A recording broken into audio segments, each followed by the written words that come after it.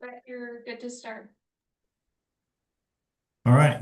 Good morning. It's 10 o'clock on Tuesday, the 29th of July, 2025. We will open the Nevada Resiliency Advisory Committee meeting. Lauren, could you please call the roll? Lauren Borst for the record. Brett Compston. Present. Ryan O'Neill.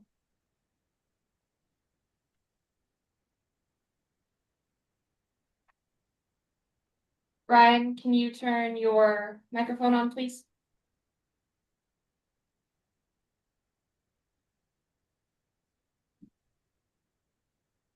Okay. Andy Anshow. Present. Jason Andrus.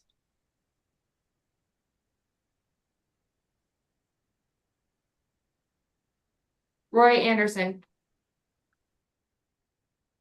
Salome Barton.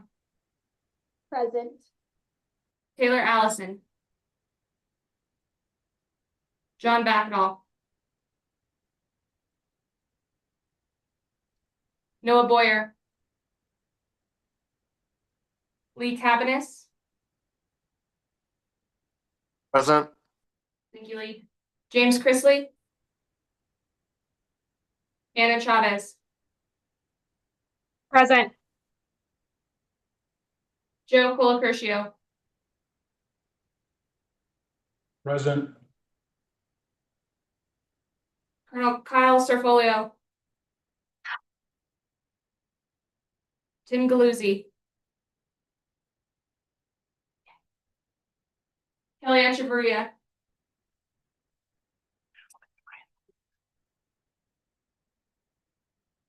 Andrea Esps. Present. Jessica Brenner. Present. Timothy Hill. Present. You. Eric Holt.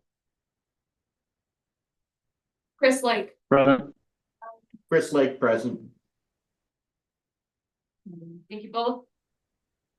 Carolyn Levering.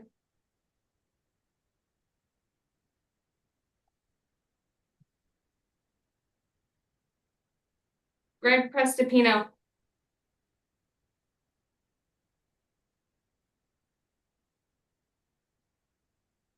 Greg, I just saw you hop on. Can you confirm you are here for quorum, please?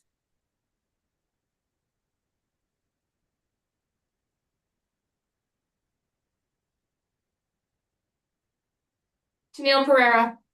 Present. Thank you, Tennille. Matthew Peterson. Present. Ken Keener. Missy Robinson. Present. Thank you, Misty. Bill Savrin. Present. Carrie Underwood. Present. DT Allen. Adam Miller. Present. Diana Clarkson. Corey Ross. Scott Means.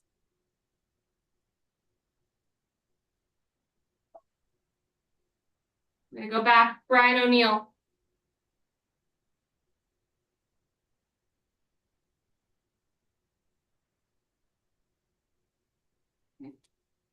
Greg Prestipino.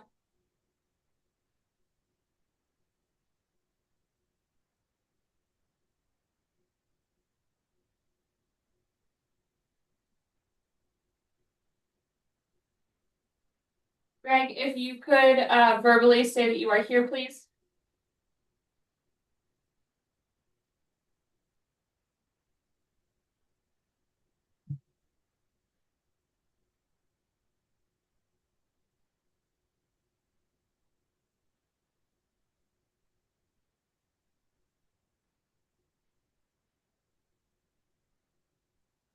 Sarah Fickner. Present. Thank you. Heather Lafferty. Present. Melissa Friend. Present. Selby Marks.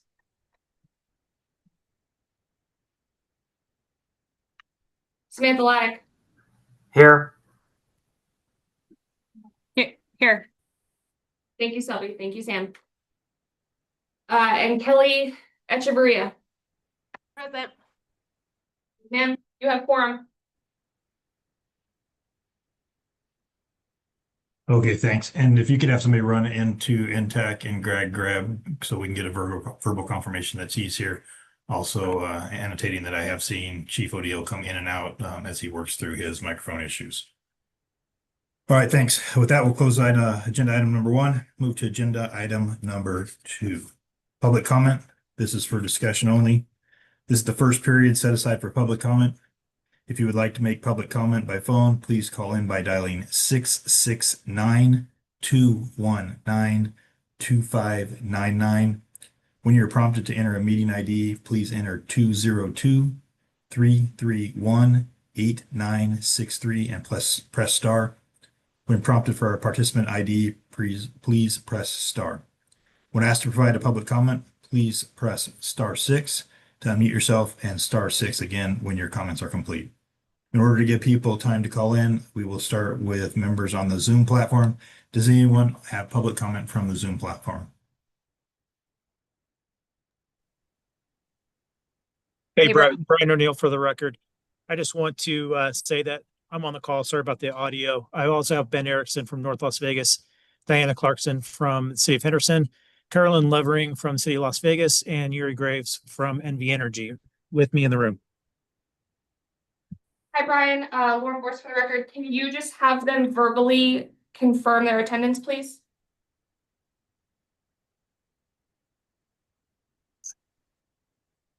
Diana Clarkson, City of Henderson for the record. Thank you, Diana. Ben Erickson, North Las Vegas for the record. Yuri Graves, NV Energy for the record. I think so. Did you pick up Carolyn?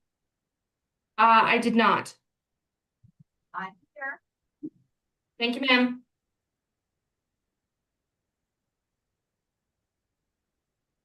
Okay, any additional comments from Zoom? Okay, let's move to the phone. If there's anyone on the phone that would like to make public comment, please press star 6 to unmute yourself and make your public comment.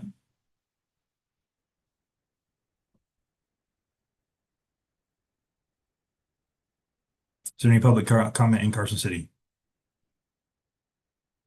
Okay, I'm not hearing any further public comment, so we will close agenda item number 2, move to agenda item number 3. Now, agenda item number 3 will be approval of minutes from our January 21st, 2025 meeting. This is for discussion and possible action. Would anyone like to discuss the minutes? Hearing none, I'll entertain a motion to approve the meeting minutes from January 21st, 2025. Salome Barton, motion to approve the minutes. Solomon Barton with a first. Do I have a second? Joseph Cole Curcio, Washington County Sheriff's Office. Joe Curcio with a second. Move to approve. Okay, let's take a vote. All in favor, approving the meeting minutes from January 21st, 2025, please signify by saying aye. Aye. Aye. Any opposed, say nay. Motion passes. I'll close agenda item number 3. We'll move to agenda item number 4. So agenda item number 4, this is Nrac membership changes. This is for discussion only. So quite a few changes we've had. There are a decent number of changes since we skipped our last meeting. And so the changes that I am tracking at this point is Tim Gluzzi replaced Bob Denhart as the Chief Information Security. Ms. Jessica Brenner has replaced Jeannie Freeman from Carson City Health and Human Services. Mr. Greg Prestopino has replaced Desiree Matisse from NTAC, and Diana Clarkson has replaced Ryan Turner from the City of Henderson. On the non-voting side, we've had Sarah Fitchner replace Miss Bunny Bishop as the State Floodplain Manager from the Division of Water Resources. Are there any other changes that I have missed and we need to recognize?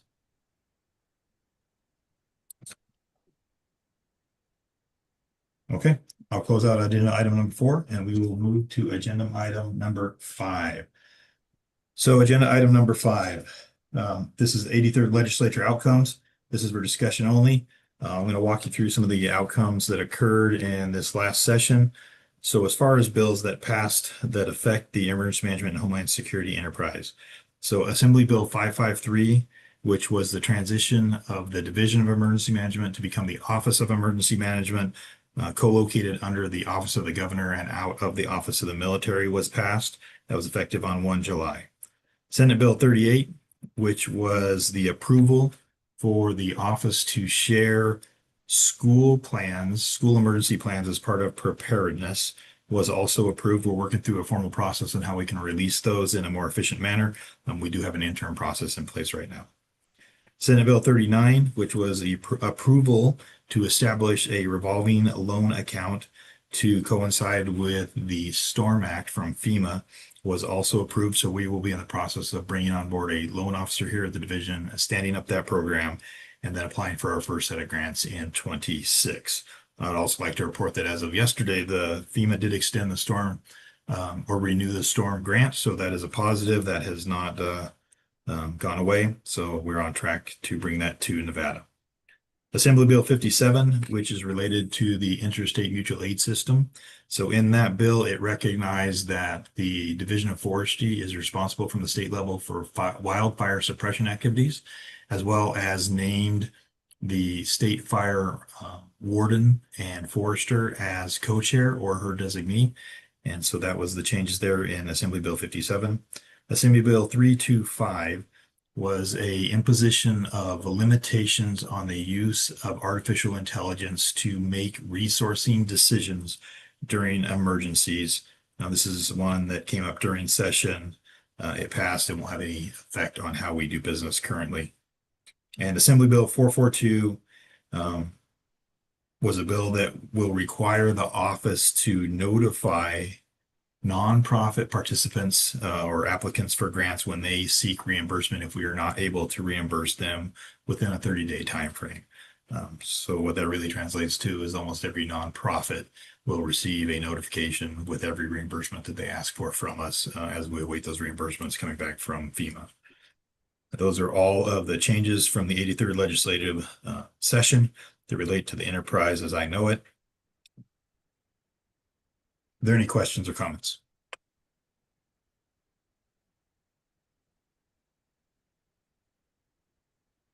Okay, hearing none, I will close agenda item number 5 and we'll move to agenda item number 6. Agenda item number 6 is a grant status report. This is for discussion only. I'm going to pass this over to one of my grants members. I'm not sure which one's given the brief, and they're going to give a report on EMPG, HSGP, NSGP, and SLCGP grants. Just be aware they are going to cover 2 quarters of time since we missed our last meeting.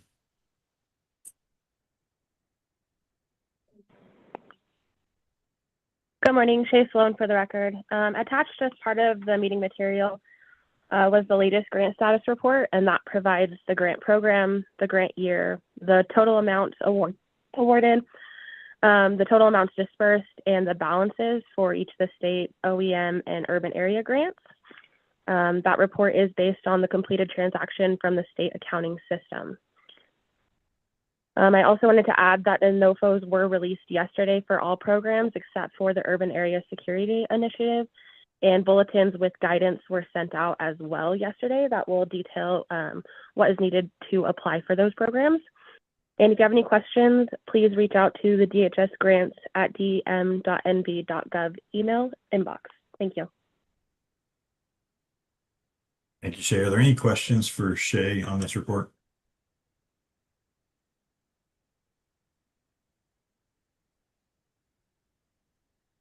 Okay, hearing none, I will close agenda item number 6 and we will move to agenda item number 7. Agenda item number 7, Building Resilient Infrastructure and Communities Grants Cancellation. This is for discussion only. I'm going to pass this over to Ms. Laney for her report on the BRIC grant cancellation update. Good morning, Lainey Perot for the record. In federal fiscal year 2022, Nevada anticipates cancellation of 7 out of 10 BRIC grants, putting at risk roughly $12.2 million in mitigation funding and $1.7 million in associated management cost allocations. The most vulnerable projects include backup solar power installations for fire stations, generators, and dam resiliency and repair efforts. Notably, federal fiscal year 2022 is the only year facing significant cancellations. Non-construction planning grants that include HMP updates and scoping, they do remain intact. State management cost allocations will decrease proportionately. The resulting funding gap will place additional strain on already tight budgets. Please see the attachment to the agenda for additional project-specific projections. That's it, a report for me. Thank you. Any questions for Lainey on her report on BRIC? Yeah, Brian O'Neill for the record. One quick question. Earlier this year, we had discussed a study to analyze the impact of disruptions to our fuel supply in Southern Nevada and as well as statewide. Is that project still moving forward? This is Brett Thompson for the record. So we submitted that as part of HMGP post-fire. And so as soon as that comes back from FEMA, assuming that that is blessed off on, we will move forward with that project through a different avenue.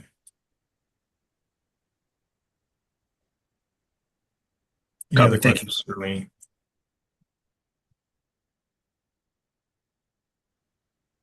Okay. Hearing no questions, I will close agenda item number 7 and we will move to agenda item number 8. Agenda item number 8 is the FEMA Review Council and grants update. This is for discussion only. I will warn you now that this is going to take me a little while. It's been a little bit crazy the last 24 hours related. So what I want to first do is walk you through the opportunities that the office has had to provide input to the FEMA Review Council process for the, I'll call it the evolution of FEMA or whatever comes after FEMA. And so we have had 3 opportunities, or we've had 2, and we will have another here in a week and a half. So the first opportunity we had to provide input was through a DHS Office of Inspector General report. So we provided a memorandum, and I'll walk you through the general contents. Our messaging has been consistent across all inputs. The second opportunity was participation on behalf of the state in the Review Council surveys. They solicited 4 different surveys related to preparedness, mitigation, response, and recovery. Those came out through a variety of different ways, none of which were formally directed straight to the state. We came through an association is how we received ours. And then the last opportunity is in the future. This will occur on the 13th of August, and the state emergency management directors from Region 9 and 10 have been invited to meet with the Review Council in Los Angeles on the 13th. And I'll be providing input from the state of Nevada. So general themes that I want you to be aware of that have been included in these different items and will continue to be messaged from this office. So the overall themes, big picture, were the limited workforce capacity within the state of Nevada, that there is no dedicated individual assistance, damage assessment, or technical experts, that we are not able to concurrently do blue skies and blue gray sky operations at 100% capacity. That many of our local agencies are 1 to 2 deep outside of the Las Vegas and the Reno area. We also added in the fact that the greater than 80% of the state of Nevada is under federal management, federal land under federal management.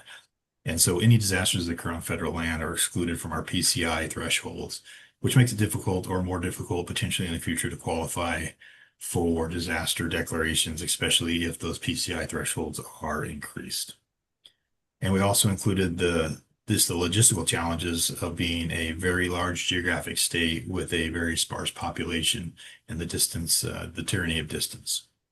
As far as Nevada actions, things that are ongoing that we have explained or have in progress here at the office are pre-incident contracting. So there are a host of services that FEMA currently assists with that we do not believe will continue into the evolution or the future of whatever FEMA becomes. And so we are looking through a host of contracts, pre-incident contracts related to EOC surge support, debris removal, interim housing, initial or individual assistance, and damage assessment. We also have relayed the approval of the Storm Act here in Nevada and our efforts to initiate that revolving loan account. We've also emphasized the investments in community resilience, whether that's through public-private partnerships or volunteer entities and agencies. And we've emphasized the importance of mutual aid agreements and synergy of resourcing talking not just about EMAC, but the state-to-state agreements we currently have with California and Arizona and are pursuing with the other 3 border states, as well as the addition of several wildfire compacts. As far as recommendations, this is what we have put forward.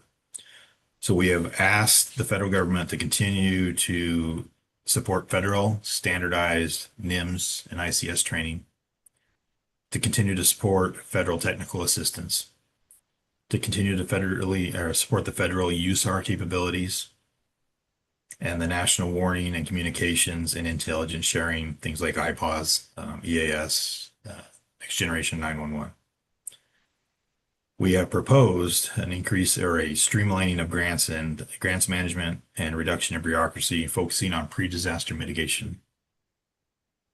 We have asked them to consider community-based resilience and emergency response and survivor-centric recovery with streamlined individual assistance and public assistance, expediting critical infrastructure repairs, and helping survivors navigate programs without delays. So those are the general broad brush concepts that we have discussed or put forward, or will continue to discuss and put forward. Now, the thing that's near and dear to everybody's heart and will require another Nrac meeting next week on Wednesday, the 6th of August. I'm going to walk you through what happened in the last 24 hours and where we go from there. So yesterday, the SHSP grant was released. The UASI grant was not. EMPG grant, NOFO, was released.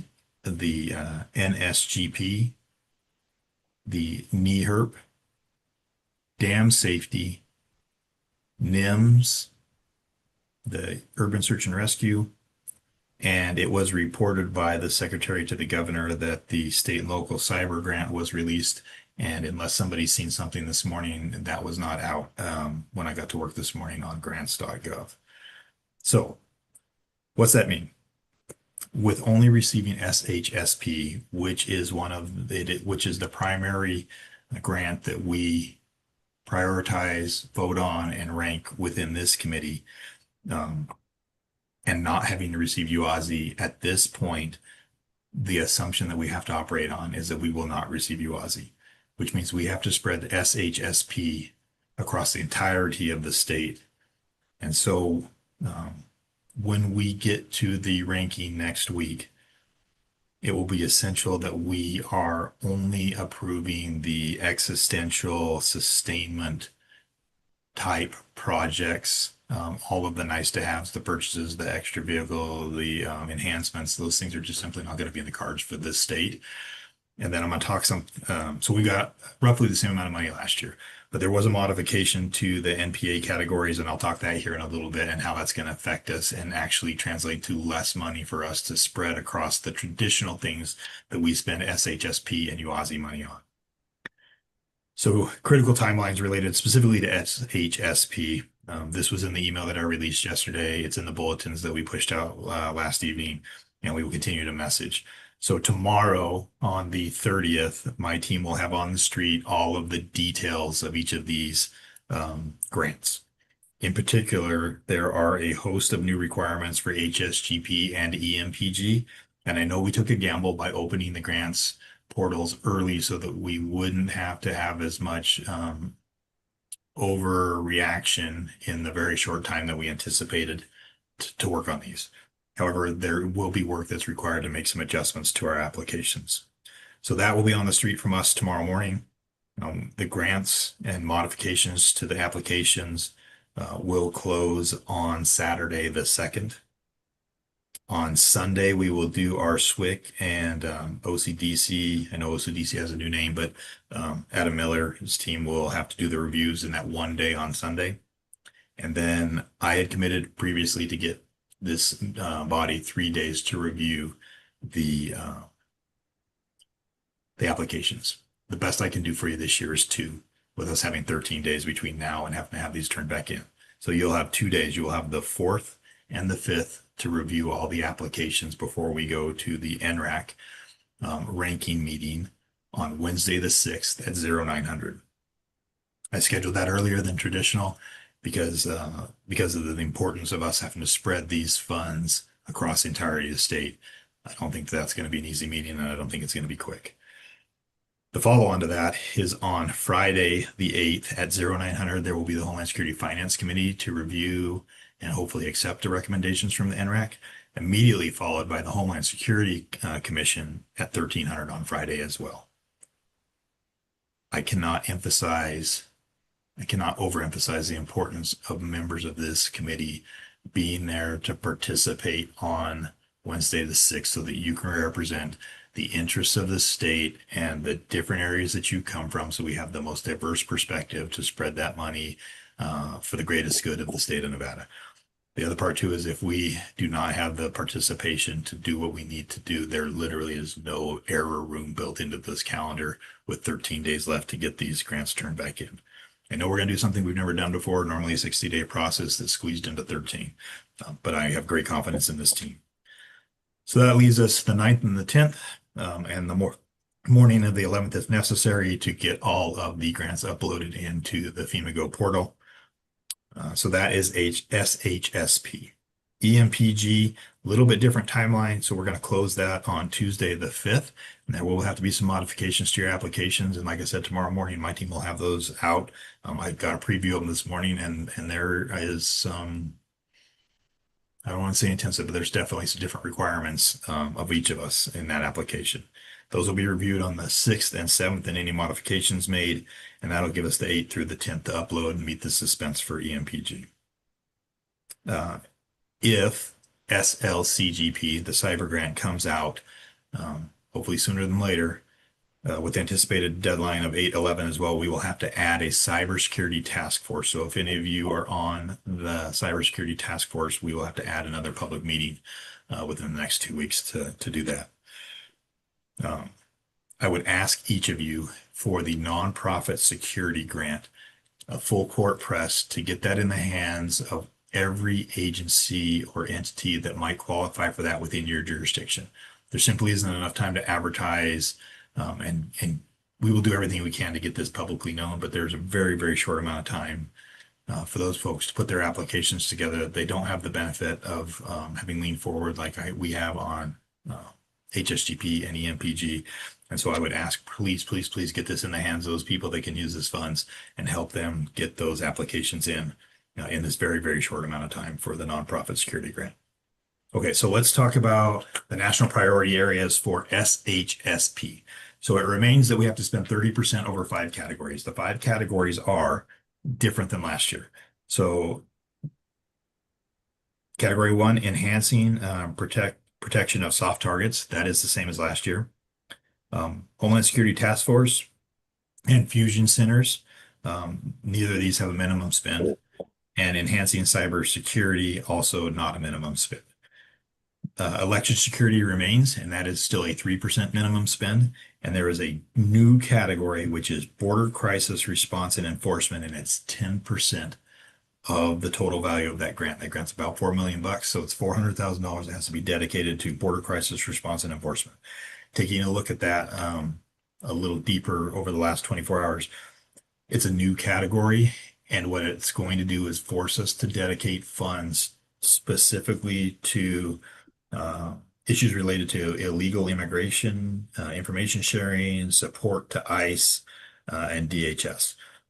So those funds are going to we're going to have to generate new applications that use those funds in that manner as a minimum spend of 10% of the total grant, which is going to reduce the $4 million to about 3.6 million that we have available to spread across all the things that we traditionally spend money on in the state. So just to be aware of that. The LETPA, the requirement for 35% to law enforcement still remains. They did not change that. Like I said, there are a host of new requirements related to EMPG and SHSP as far as what you can spend the money on, some of the terms and conditions and whatnot. So with that, that is everything I have to stop yapping about.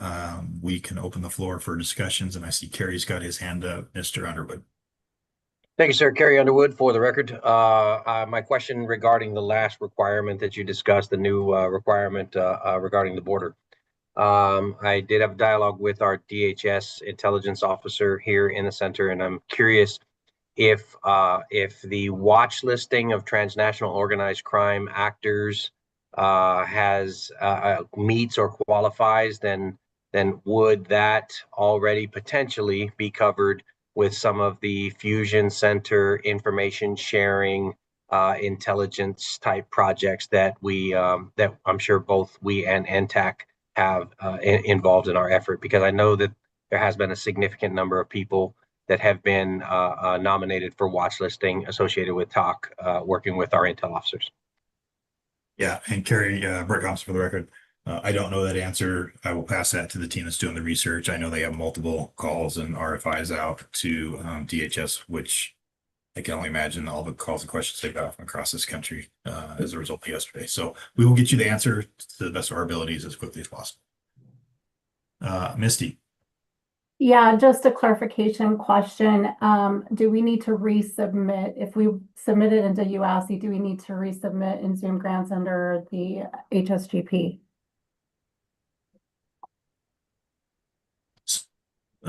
That was Misty Robinson for the record. This is Brett Thompson for the record. Suze Coyote, are you on? Yeah, Suze Coyote for the record. Misty, I want to understand your question. Are you saying you've already submitted an application and you need to resubmit or modify the application that you submitted? So we submitted under UASI into Zoom grants a while ago when you first requested that we do that. Do we need to resubmit under HSGP if we did not? Okay, thank you. I understand. This is Suze Coyote for the record. No, you don't have to resubmit. We can make that adjustment internally. We'll just flag that those are UASI. It's just internal to our system. So there's no need, unless you need to modify your application, you don't need to resubmit.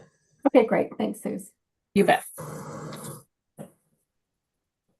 Additional discussion, comments, questions?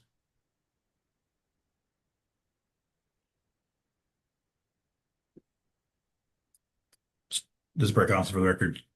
Chief O'Neill yesterday and I had a discussion yesterday about the limited funds and how we're going to spread those across the entirety. And traditionally, we've used categories such as sustain, enhance, and new.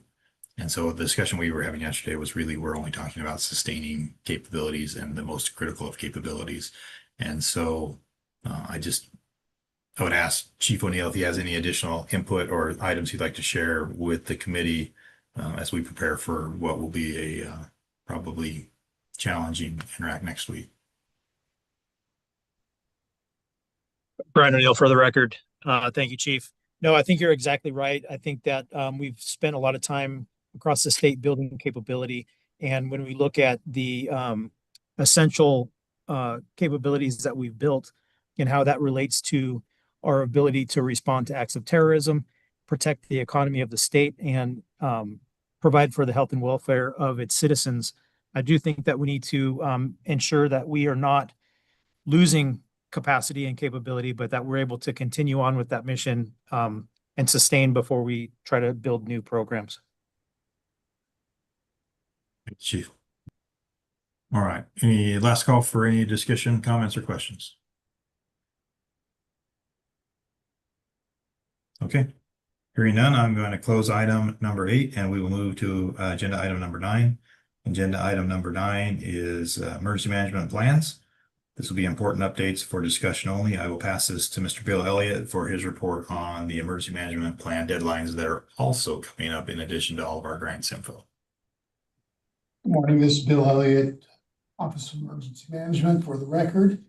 The industry plans are schools, political subdivisions, utility plans, and hotel resorts. For the school plans, their deadline that they're required under NRS 388 for school districts and charter schools, and NRS 394 for private schools. Their deadline for submission is August 15th. For political subdivisions, including counties and cities, they're required under NRS 239C.250. And the timeline for submitting, the deadline for submitting is November 15th. Sorry, the deadline for submission for political subdivision is December 31st. Utility plan submissions are required under 239C.270. And utilities have to provide us with an emergency operations plan and a vulnerability assessment. Their deadline for submission is December 31st as well. Resort hotel plans are governed under NRS 463. And their deadline for submission is November 1st. So those are the deadlines and the requirements under NRS. I'd be happy to answer any questions if you have.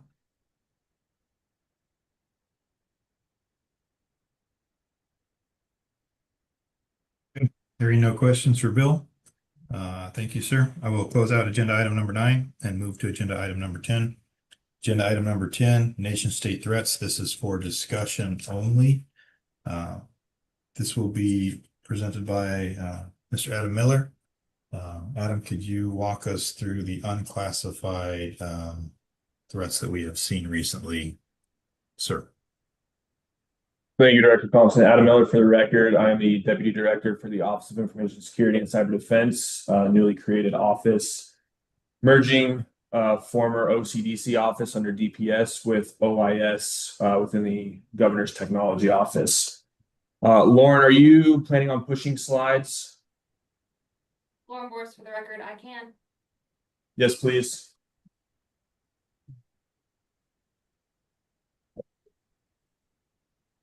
All righty.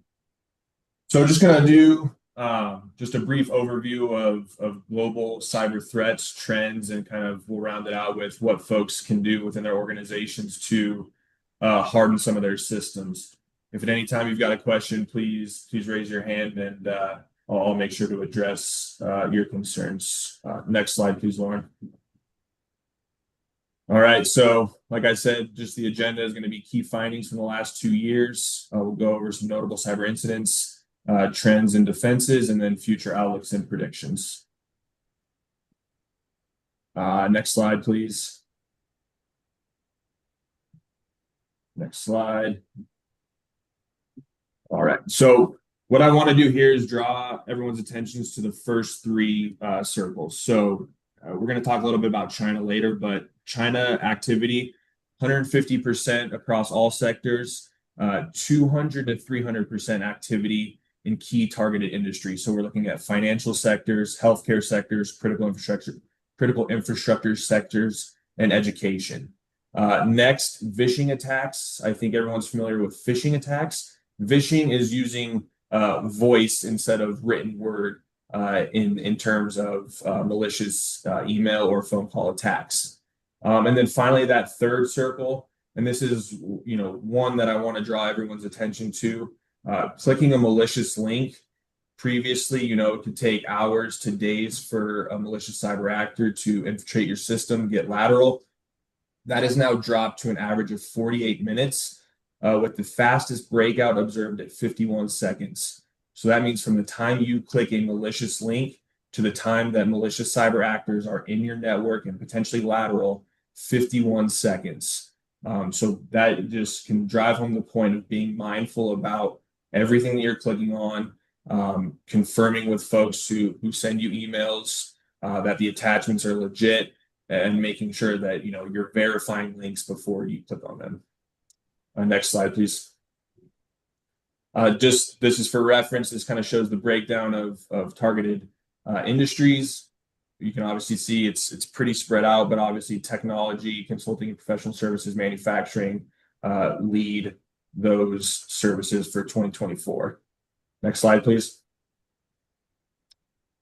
And then these are kind of the three main buckets that we see to date. So a lot of ransomware, phishing and vishing attacks, and then government-backed espionage. And as we move into kind of the conversation on geopolitical tensions, that third bucket of government-backed espionage is going to play a key role.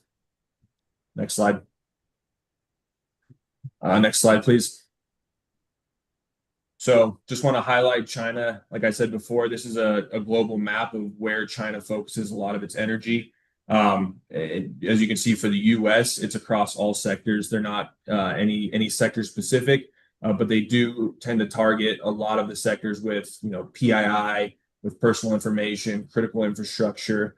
And as we move towards potential geopolitical contact with them in the next few years, you will see a lot more of China malicious cyber activity popping up in industries and sectors that we would need to rely on in the event of a conflict. Next slide, please. Next slide, please. So I just want to highlight the increasing threat to critical infrastructure. As water resources, wastewater resources, energy, electricity, all of those things start to rely on more digital infrastructure, that is going to exponentially expose your risk. We've seen multiple ransomware incidents that shut down pipelines. Everyone is probably familiar with Colonial Pipeline a couple of years ago. That is just a small example of how one cyber incident can basically lock up the oil flow for the entire eastern seaboard of the United States, and the impact that had. Next slide, please. Next slide, please. So just looking through 2024, obviously we talked about the evolving cyber threats. This is going to be incorporation of more AI actors and exposing gaps in technology that were previously discovered but may not have been patched. Next slide, please. Next slide, please. So obviously, folks are familiar with SolarWinds. We've seen numerous healthcare ransomware attacks, specifically ones that brought down multiple hospitals in Europe, and then the expansion of AI-enhanced phishing. Next slide, please. And then obviously 2025, we're halfway through the year, but one of the most recent hacks and intrusions that we saw was last week or 2 weeks ago, which is the breach of Microsoft SharePoint, which was a zero-day vulnerability that was exposed in Microsoft SharePoint off-prem, so in the cloud. And so this was exposed across numerous countries, across numerous sectors, and actually was something that here in the state of Nevada we had to address as well. Next slide, please. So I talked a little bit about vishing earlier, and this is just going to explain kind of the difference between vishing and phishing. And if we could just go to the next slide, we can walk through kind of what that presents itself as. So malicious cyber actor Curly Spider. This is when an actor will spam bomb someone and then present themselves as the help. They will basically mass blast spam emails and then call you as the IT professional charged with helping you through that incident. They will get you to log on, share your credentials, and then they are in the network at that point. The second example is Chatty Spider, and this is when they send you a bunch of phishing emails. You present a number for them to call. You present yourself as IT on the other end of that helpline, and then they start getting you to download programs, and they are in your systems that way as well. Next slide, please. This just kind of shows start to finish how a vishing attack will look. And all of this is posted on Nrac's page. So if you need a reference, I know we're kind of moving quickly through these, those are there as well. Next slide, please. So kind of some trends that we're going to look forward to is AI-powered threat detection. Obviously, as malicious cyber actors use AI for attacks, it's incumbent that we also level up our cyber defenses through AI-powered threat detection. Obviously, it can do the work of numerous amounts of people in a shorter amount of time. Proactive threat management. This is ensuring vulnerability scanning, patching, pen testing, all of the things that should be part of your normal cybersecurity hygiene. And then training programs, right? Like we all know that the weakest part of any system is usually people, but properly trained people can harden those systems more than anything. So making sure that training is key in cyber defense is crucial. Next slide, please. One thing I want to flag here, and I know we have a lot of political subdivisions on the call, incident response planning. So under NRS 480935, political subdivisions are actually required to submit a cyber incident response plan to my office annually. And the contents of that incident response plan is further highlighted in NAC 480200. Unfortunately, last year was my first year in the seat. I think we have 37 political subdivisions, so counties, cities, tribes, and incorporated cities. We received 4 incident response plans. So 4 out of 37 is not an ideal number that we're looking for when it comes to NRS requirements. Next slide, please. So recommendations for organizations, regular security assessments. If you're a state agency, OIS already provides these services. We can do vulnerability scanning, we can do pen testing, and we can work with you on incident response plans. Threat intelligence sharing, we've got NTAC on the line, we've got SNCTC on the line. All of us are involved in information sharing and threat intelligence sharing from malicious cyber actors. And then continuous monitoring. It's the health and cyber hygiene of your IT infrastructure to ensure that you are patching on a good schedule and when appropriate.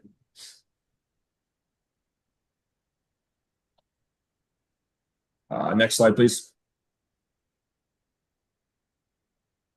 Yeah, and so just to drive home the point, cybersecurity frameworks following CIS and NIST, they have the latest and greatest of updates and ways to ensure your cyber hygiene is increased.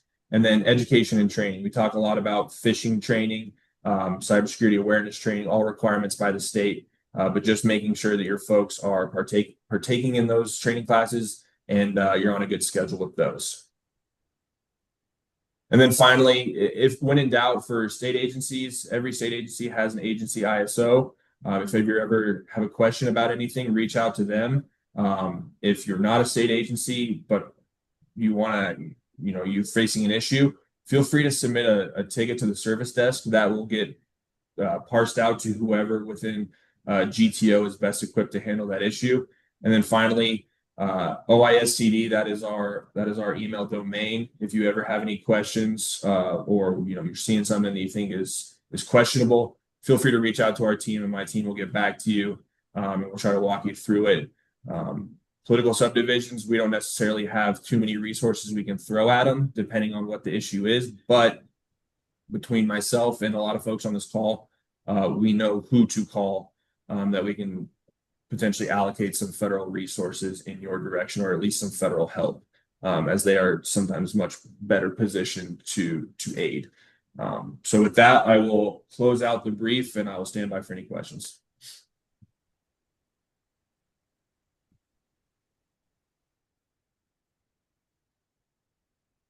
Okay, thanks, Adam. Hearing no questions, I appreciate that.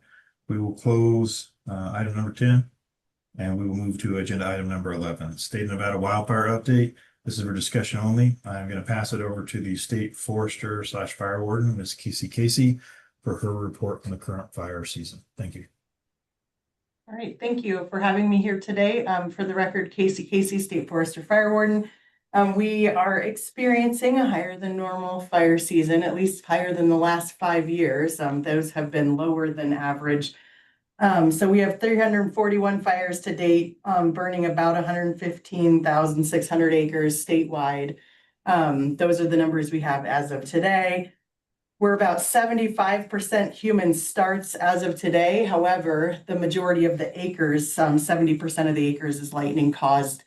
Good reason. They usually hit higher and are much more remote areas for us to get in and fight fires. So It's not often that we have Julys like this, and then we head into August and September when it gets warmer and drier. So the rain has helped a little, though we have seen quite a few starts from the rain. We anticipated this. The predictive services said we were going to have a higher than normal fire season. So if you look at the maps, July was above normal for much of the western part of the state, some of the southern Nevada until the monsoons came in, and then the northwest as you go up into northern Washoe over into Elko. That was all predicted to be above normal. For July, the western or the eastern side drops off into August and September, as does southern Nevada if the monsoons hit correctly. The next predictive services update will come out August 1st, but it looks to be busy as we head into the drier months. We are as staffed as we had been historically for the Division of Forestry. Our wildland fire protection agreements are in place. However, we did get those out late, and we'll speak to some of why those were out late in a second. But we are still actively working on behalf of the counties that opt into the program. So as we go into this, our federal partners are as staffed in state as they have been historically. They did lose quite a few red carded individuals. I think the number as of yesterday was 15,000. The secretary sent out the reorg plan for the Forest Service. They lost 15,000 employees across the US. About 4,500 of those were red carded individuals. There is an impact, but as far as firefighters, we have as many as we had years previously in state responding, and contractors. I did want to go over a couple of the ledge items for us that have been impacted. Brett already brought up AB 57, which was the clarification of mutual aid. SB 19 was the compacts law. So we are in the compacts as of a couple weeks ago, both the Great Plains and the Northwest. So what does this mean? It really just means that we have a federal agreement to mobilize assets. We've always utilized our federal agreement on Fed fires. This allows us to mobilize state to state without having to have 50 individual state agreements. The only state that isn't in the compact is California, and we already had a state and still currently have a state to state agreement for response. So nothing shall change other than we can get a lot more moving a lot quicker all over the US and into Canada. So that has been happening. We have had requests. One of the other legislative things of note for us, well, there were two things. AB 578 was our one-shot bill, which isn't exciting in and of itself. We got new computers and new whatevers. But we did get a one-time allocation for our shared stewardship program of $6 million. So this was a big win for our shared stewardship program.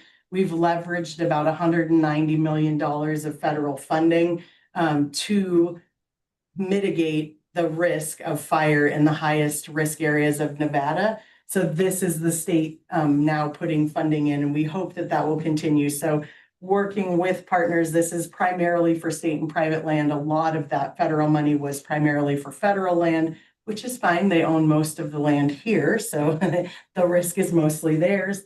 So that's an exciting moment for us. It came in July 1st. We are working with the executive committee and the local working groups on where those projects are going to go.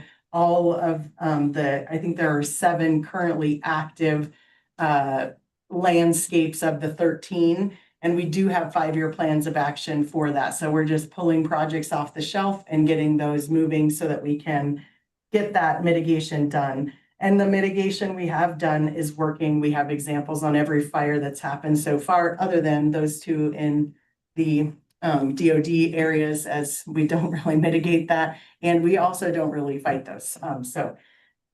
SB 499 was probably the biggest thing for us. It doesn't really matter to anybody other than we do have 2 separate emergency response accounts now, which is why our wildland fire protection program agreements didn't go out on time this year, because at the last minute we got 2 budget accounts. They parsed out our out of state, solely out of state, and our in state. And with that, came a large chunk of money. So hopefully what our cooperators in local government are seeing is us paying our bills a lot faster. So something we had been asking for, I don't know, 24 years since I've been here, we got this year, $37.3 million. 27.3, I think, is over in the out of state.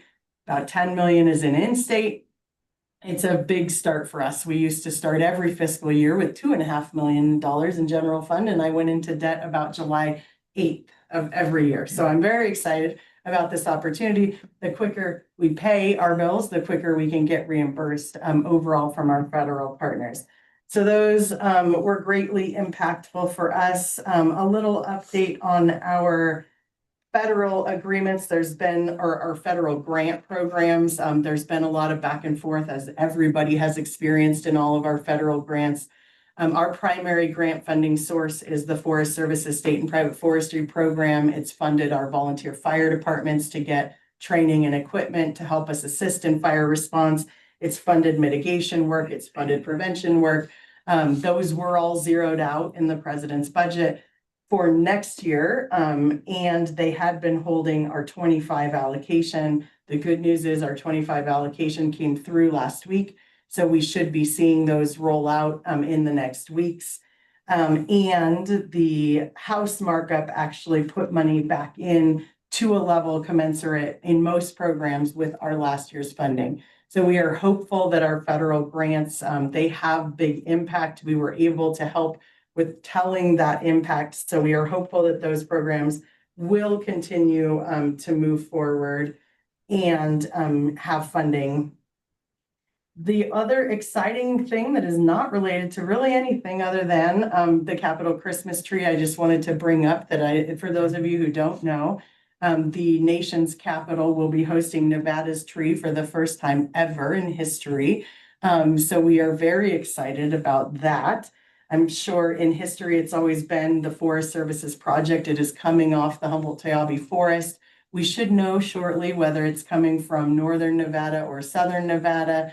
My fingers are crossed for Southern Nevada because I want to show the world we have trees that are 80 feet tall in Vegas, but whatever, I don't get to choose that. The Capitol Christmas tree guy gets to choose that. So if you haven't already seen it, it will be harvested sometime in October. It will likely be coming down the parade for Nevada Day for all Nevadans to celebrate, and it will head to the Capitol over a couple weeks, arriving in early December, making multiple stops in between, hoping it doesn't die as it is but it has a lot of water and ways to keep it alive. And then it will be, I think, December 3rd or 2nd or 3rd is the day it will get lit in the nation's capital. So very exciting moment for Nevada. There are lots of opportunities across the state for school kids and adults to get involved and make ornaments.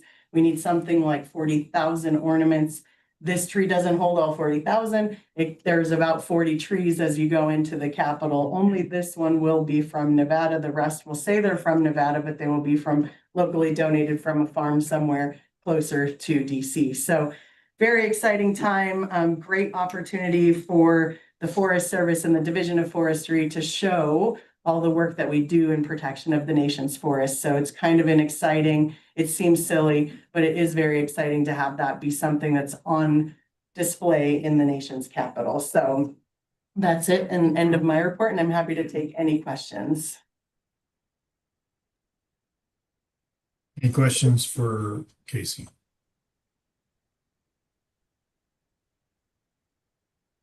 Thanks, Casey. I appreciate that. Your enthusiasm is contagious. I hope that all of us have the same enthusiasm for grants next week. Appreciate it. That will close agenda item number 11, and we will move to agenda item number 12. This will be public comment. This is for discussion only. This is the second period set aside for public comment. If you'd like to make public comment by phone, please call in by dialing 669-219-2599. When you're prompted to enter meeting ID, please enter 202-331-8963 and press pound. When prompted for a participant ID, please press pound. When asked to provide public comment, please press *6 to unmute yourself and *6 again when comments are complete. Does anyone on the Zoom platform have public comment?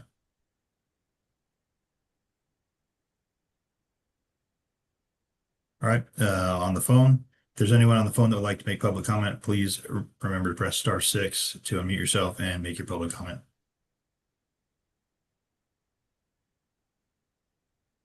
And I will close public commenting with my own last comment. Just a reminder, next week on Monday, the 4th, you will receive the applications, which will just be for SHSP, although we'll pull SHSP and the UASI applications.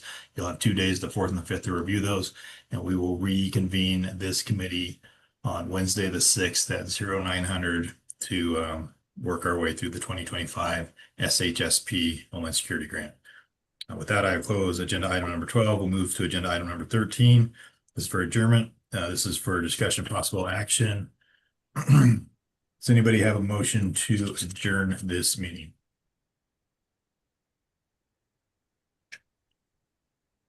Sullivan Barton, motion to adjourn the meeting. I have a first from Salome. Do I have a second? Brian O'Neill, second. Brian O'Neill, second. We have a first. We got a second. All in favor of adjourning the meeting, please say aye. Aye. Aye. Any opposed, say nay. Motion passes. The meeting is now adjourned. We will talk to you next week.